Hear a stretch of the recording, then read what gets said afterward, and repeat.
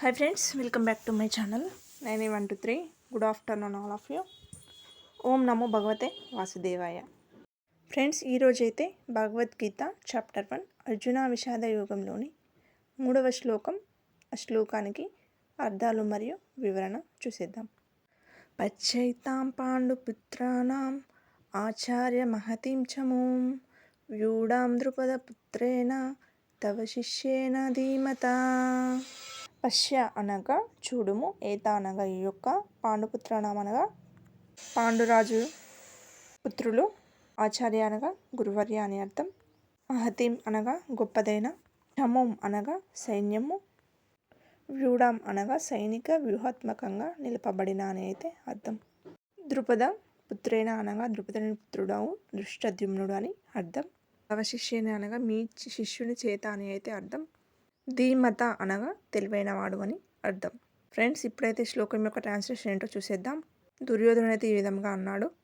గౌరవనీయుడైన గురువర్య, ద్రుపదుడి పుత్రుడైన ప్రతిభావంతుడైన మీ శిష్యుడిచే అత్యంత వ్యూహాత్మకంగా నిలపబడిన ఈ పాండవుల మహాసైన్యాన్ని చూడుము. ఫ్రెండ్స్, ఇప్పుడైతే శ్లోకం యొక్క వ్యాఖ్యానం ఏంటో చూసేద్దాం. తన అస్త్ర విద్య గురువైన ద్రోణాచార్యుడికి గతంలో అతడు చేసిన తప్పును యుక్తితో ఎత్తిచూపాడు దుర్యోధనుడు. ద్రోణాచార్యుడికి గతంలో ద్రుపద మహారాజుతో రాజకీయ వైరం అయితే ఉండేది. వైరంతో ఆగ్రహం చెందిన ద్రుపదుడు అయితే ఒక యజ్ఞాన్ని చేసి అయితే ద్రోణాచార్యుని సంహరించగలిగే పుత్రుడు కలగాలని వరమైతే పొందాడు. ఆ వరం ఫలితంగానే ద్రుపదుడికి దృష్టద్యుమ్నుడు పుట్టాడు.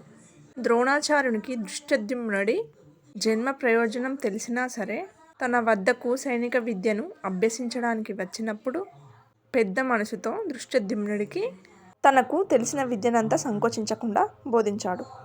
ఇక ఇప్పుడు యుద్ధంలో దృష్టద్యుమ్నుడైతే పాండవ పక్షంలో సర్వ సైన్యాధిపతిగా అయితే చేరి ఉన్నాడు. మరియు పాండవుల సేనా వ్యూహాన్ని అయితే ఏర్పాటు చేసింది కూడా అతడే. అతను గతంలో చూపిన కనికరమే ప్రస్తుత సంకట స్థితికి కారణమని తన గురువు గారిని సూచిస్తూ, ఇకనైనా ద్రోణాచార్యుడు మరింత కనికరం లేకుండా పాండవులతో యుద్ధం చేయాలని సూచిస్తున్నాడు దుర్యోధనుడు. ఇక్కడ